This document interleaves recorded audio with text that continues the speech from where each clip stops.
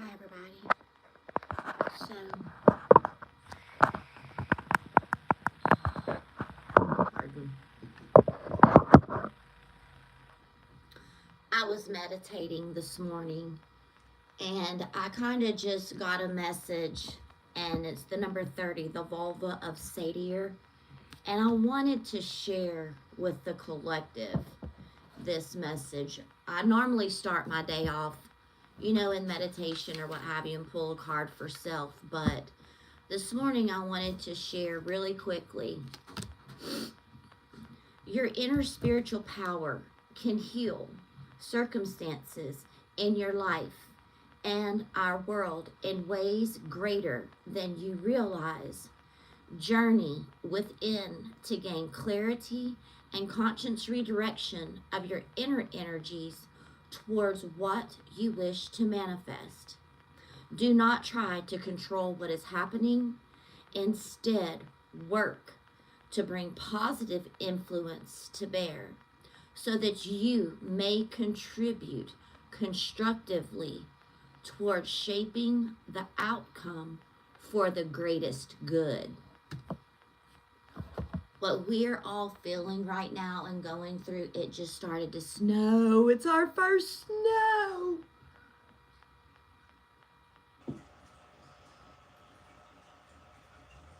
You guys. Hey, you guys.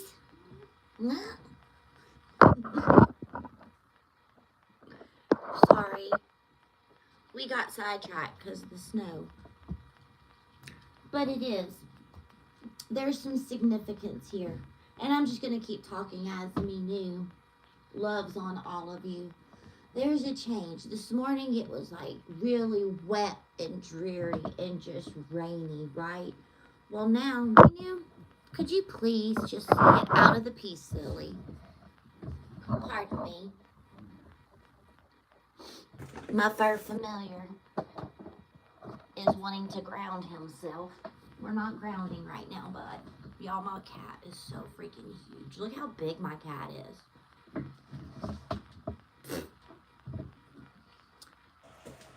is.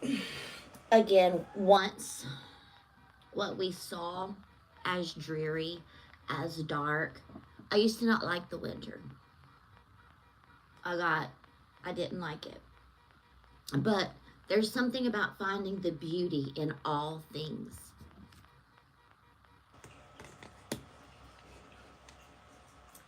The rain turned to snow. And my inner child is very excited because it's the first snow of the season. So there's something about whatever collective that you are doing is having that outer effect on everyone else, whether you realize it or not. You could be in your zone, just bump into some music in your car, and somebody who's having a bad day could just look over at you and you could put a smile on their face. I do not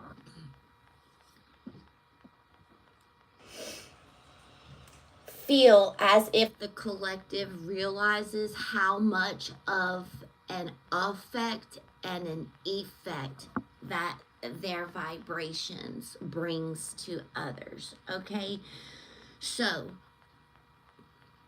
my guides just showed me an instance in my younger years. This was a very hard lesson that I had to learn personally. Okay?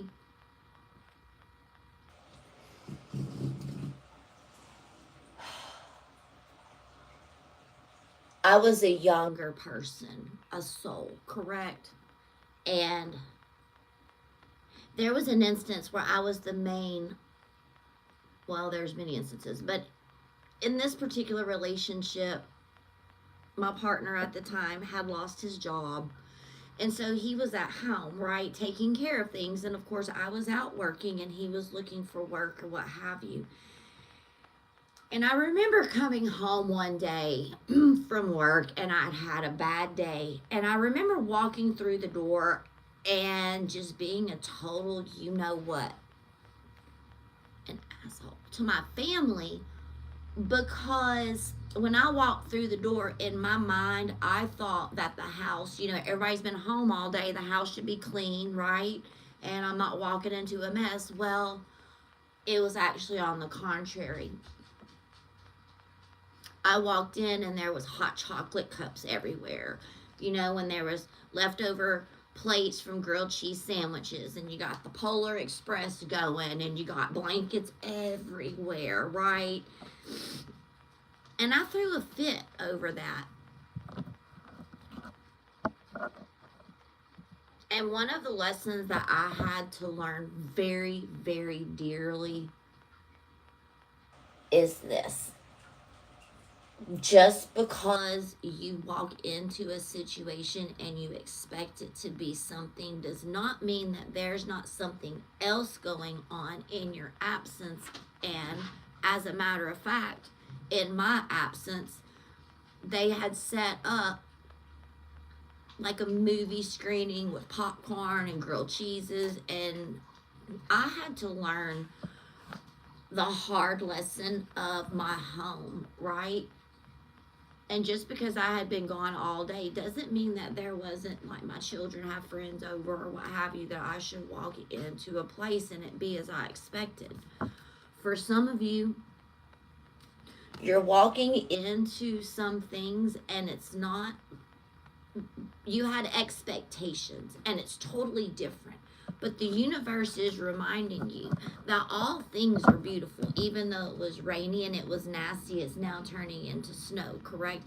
Even though that relationship wasn't meant for me long term, the lesson was meant for me. Am I making sense? I hope this is resonating for you all. The egg is a symbol of infinite divine potential, and it is the beginning of a new life. This is a mysterious, soothsaying, or visionary practice which involves shamanic healing to divine and appropriate pathways through times of trouble and of communal strife, through prayer, chant, binding, magic, visionary practices, in an altered state at times, state of meditation. Don't take it out of context, people. All of which are supported by focused collective intentions.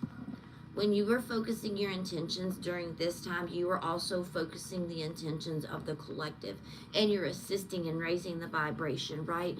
And allowing people to become aware of things that are going on. Nothing is as it seems right now, right? Hollywood is falling. You have, you know who, like, bring them down. Protect our children, for they are our youth. They are our future. For all of us. This is a worldwide, right, energetic level I'm speaking of. Even if our intentions are pure, believing we know what we should happen to whom and when is the working of the ego and not that of the soul. We may want the best for all beings, but we cannot know why that their path is unfolding as it is, or what their soul needs to learn. Seidr is a practice of shadows, spellcasting, binding, and release, which could be used for higher purpose or personal gain. Some of your bloodlines had some things that were done, and you were the light that is rising above. And au contraire to what people, places, and things thought, you're breaking those chains, that binding, all of that nasty energy that was done within your bloodline. You're freeing yourself, and in freeing self, you're freeing everyone else as a collective whole.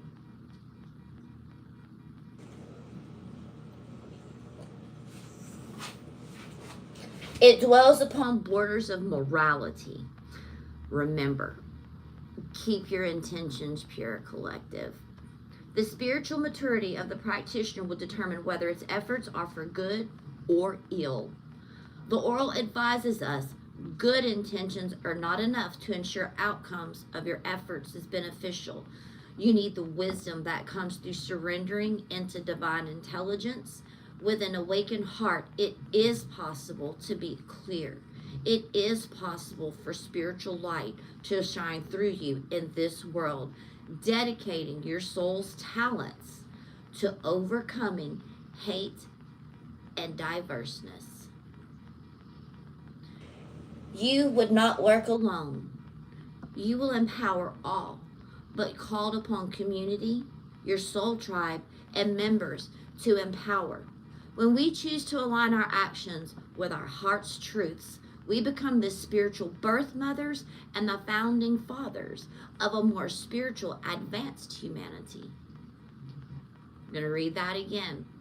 We become the spiritual mothers and we become the founding fathers of a more spiritually advanced humanity. I feel as if that is what we as a collective need. That's what we're working on.